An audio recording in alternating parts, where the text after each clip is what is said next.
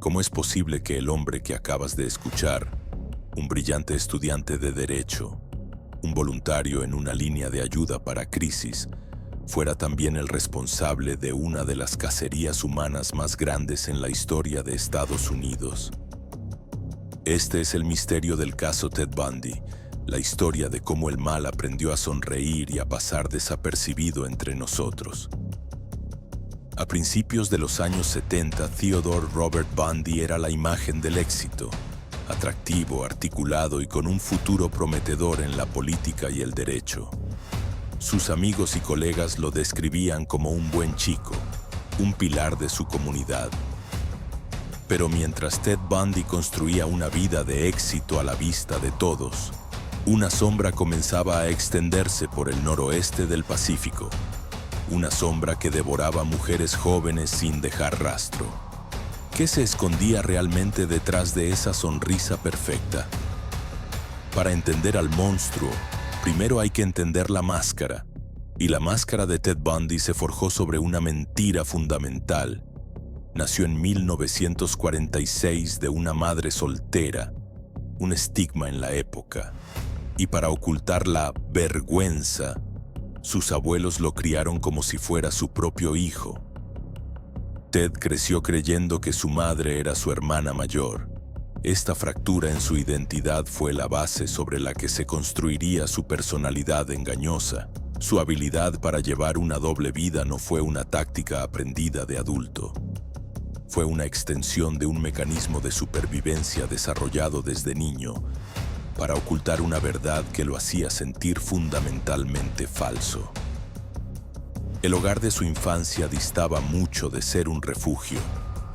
Su abuelo, Samuel Cowell, era un hombre violento, descrito como un tirano que abusaba de su familia y maltrataba a los animales.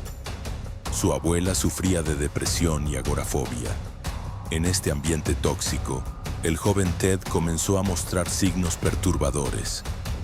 Su tía relató haberse despertado una noche para encontrar al niño, de solo 3 años, de pie junto a su cama, sonriendo, con cuchillos de cocina colocados a su alrededor.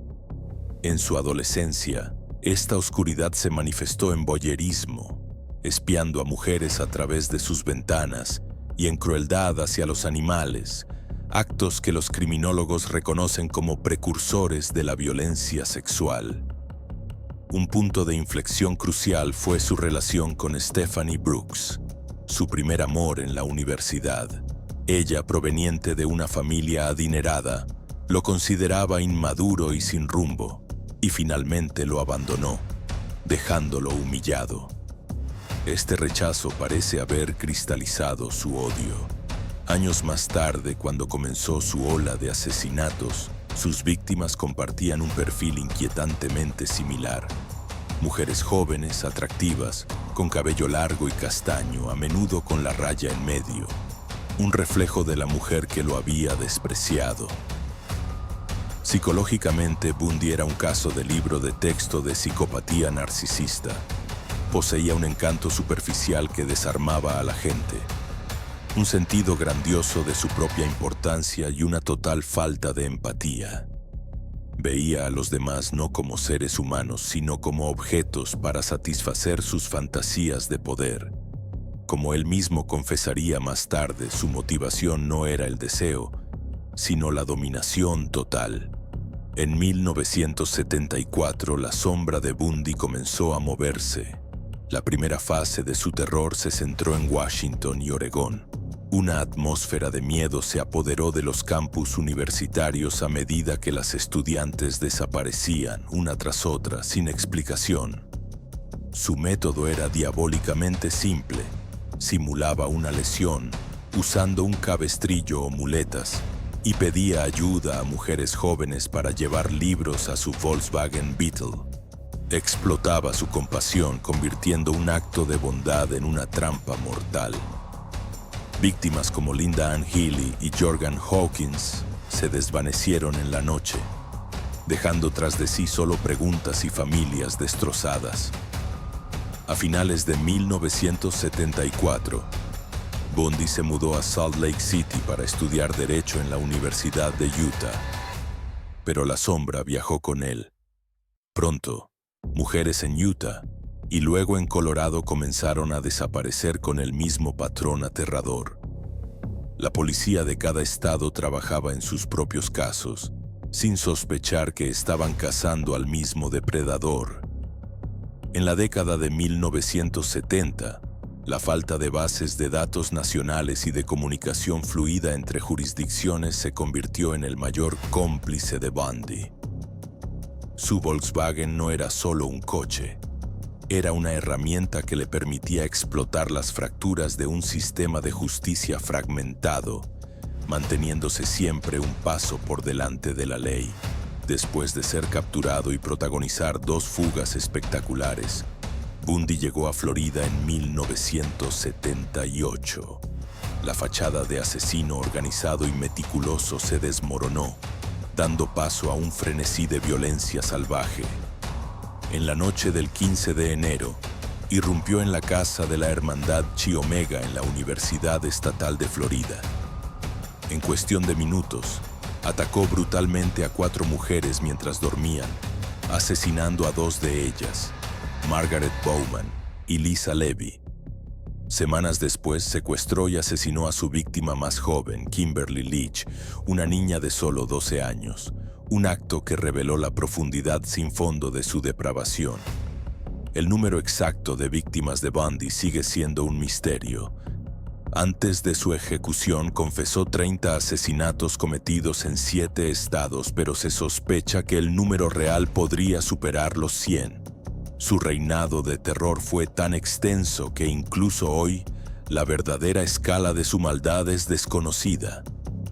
Durante meses, la policía persiguió a un fantasma, pero el 8 de noviembre de 1974, el fantasma cometió un error.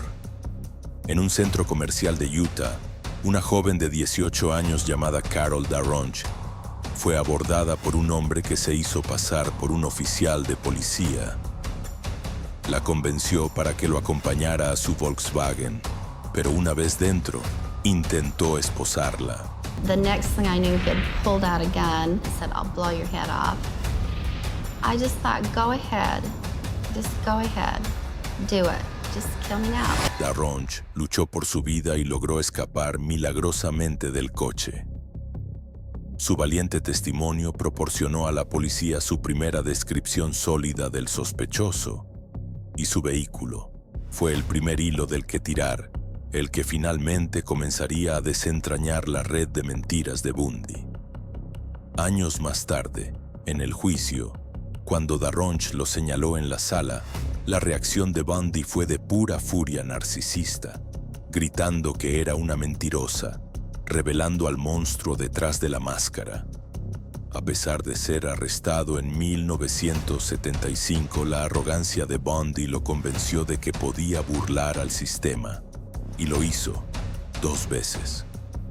En junio de 1977, durante una audiencia preliminar en Aspen, Colorado, aprovechó un receso para saltar desde una ventana del 2º piso de la biblioteca del juzgado, desapareciendo en las montañas.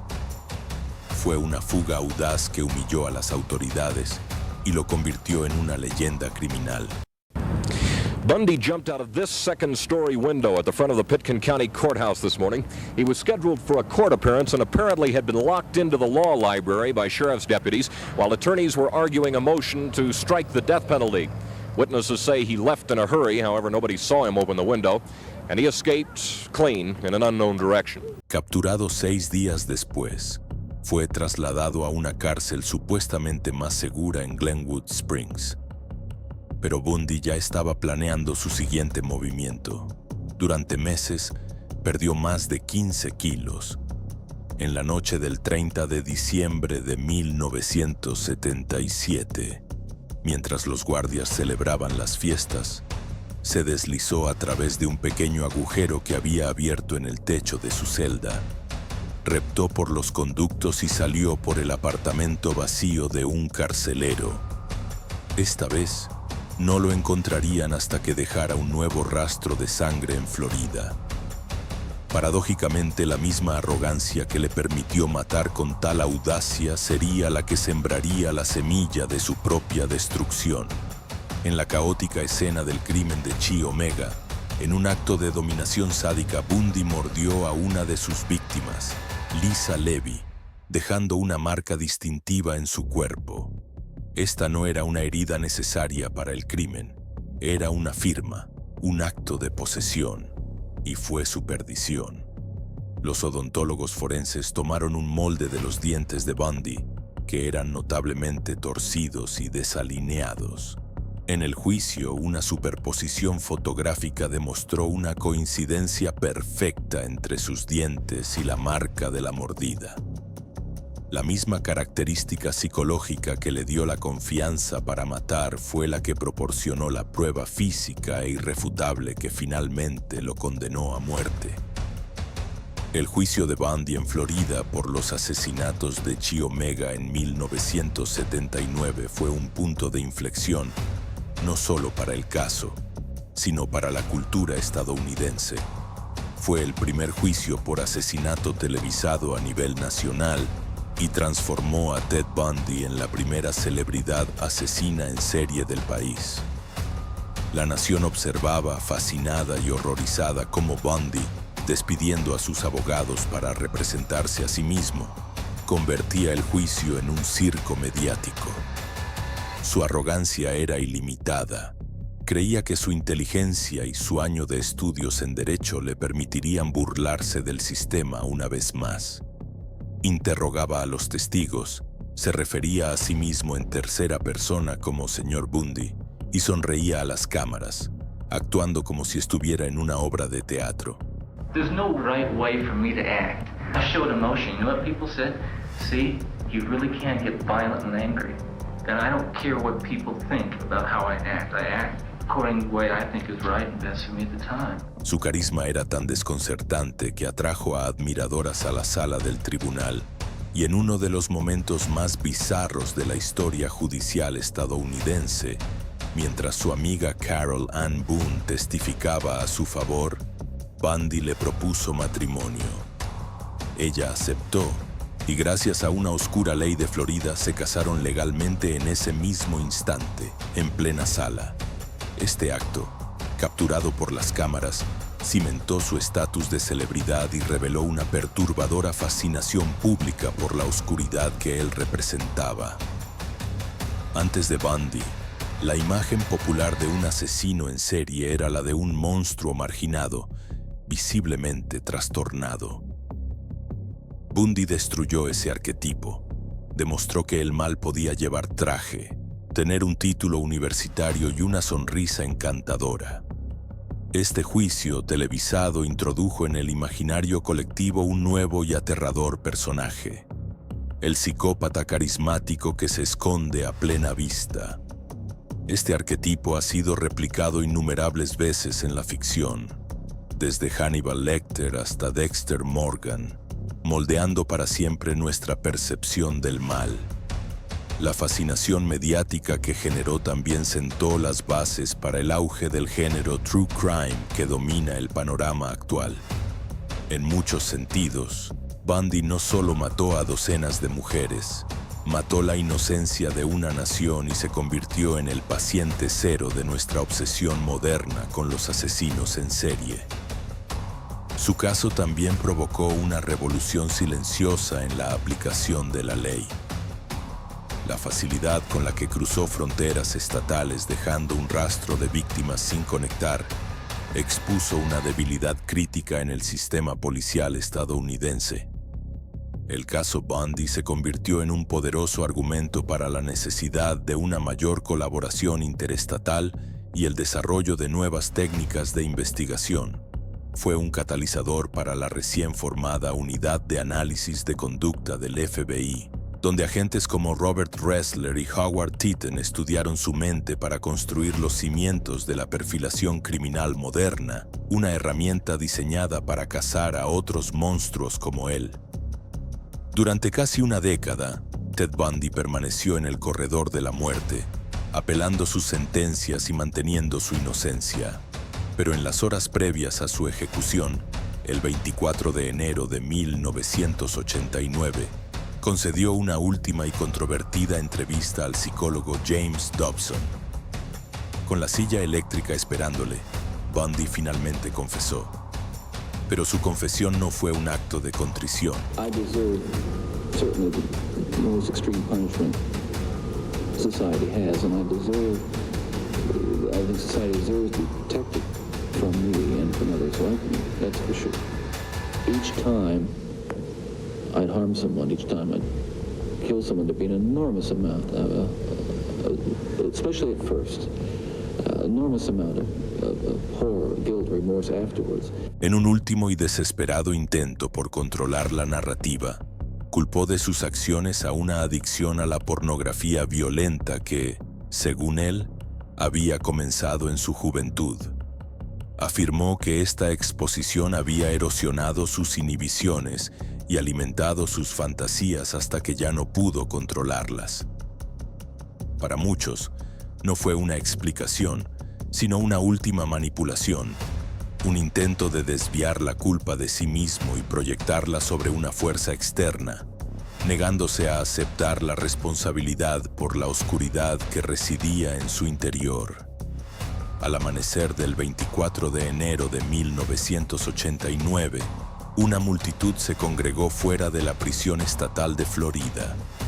Cuando se anunció la muerte de Bundy, estallaron en vítores y fuegos artificiales. El monstruo había sido ejecutado, pero la ejecución de un hombre no podía borrar la aterradora verdad que su vida había revelado. Bundy demostró que los monstruos no siempre se esconden en las sombras. A veces, se sientan a nuestro lado, nos sonríen y nos ofrecen su ayuda. Su legado es una pregunta incómoda que resuena hasta hoy, encapsulada en sus propias y escalofriantes palabras. La historia de Ted Bundy nos obliga a hacer una pregunta incómoda. ¿Fue un monstruo único en su especie? ¿O fue el producto de una oscuridad que reside latente en la sociedad? ¿Creen que su confesión final culpando a la pornografía fue un intento genuino de advertencia? ¿O su último y más cínico acto de manipulación? Dejen su teoría en los comentarios. La máscara de Ted Bundy ocultaba a un monstruo real en un solo hombre. Pero, ¿qué sucede cuando el miedo a lo desconocido convierte a toda una comunidad en cazadores de monstruos imaginarios?